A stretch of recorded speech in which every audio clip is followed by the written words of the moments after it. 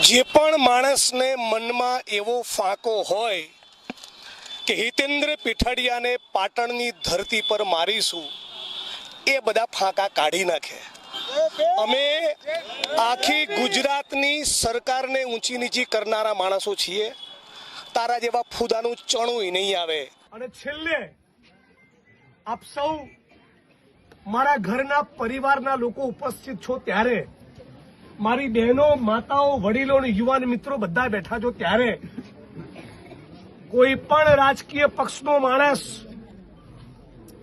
આપણા સમાજના દીકરા હિતેન્દ્રભાઈ પીઠડિયાને જાહેરમાં છડેચોક આ પાટણની ધરતી પરથી પડકાર ફેંકે અને મારવાની વાત કરે તો પાટણના દલિત સમાજ અને ગુજરાતના 50 લાખ દલિતોએ ચૂપ રહેવાનું છે? એનો જડબા તોડ જવાબ આપીશું।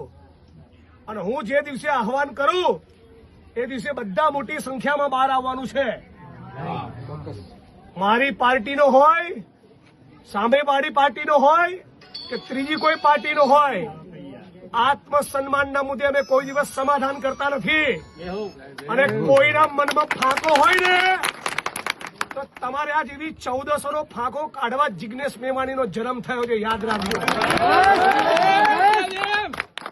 એટલે મારા ભાઈનું નામ લેતા ફરી વિચારજો। બાકી હું એ જ જિગ્નેશ મેવાણી છું જેને ભાનુભાઈ વણકરના બલિદાન વખતે આખી રાજ્યની સરકારને દોડતી કરી હતી। તારું તો ચણું નહીં આવે।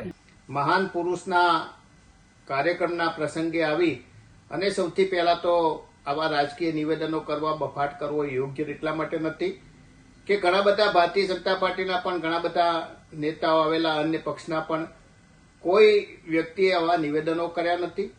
પરંતુ મને લાગે છે કે જે નિવેદનો થયા છે એ નિવેદનો એટલા માટે થયા છે કે ઘણા લોકોને મીડિયાની અંદર આવા બફાટ કરી અને ગમે તેના વિશે ગમે તે બોલવાની ટેવ પડી ગઈ છે। અગાઉ પણ મેં કહ્યું હતું કે આવું ગમે તેના વિશે બોલવું એ યોગ્ય નથી।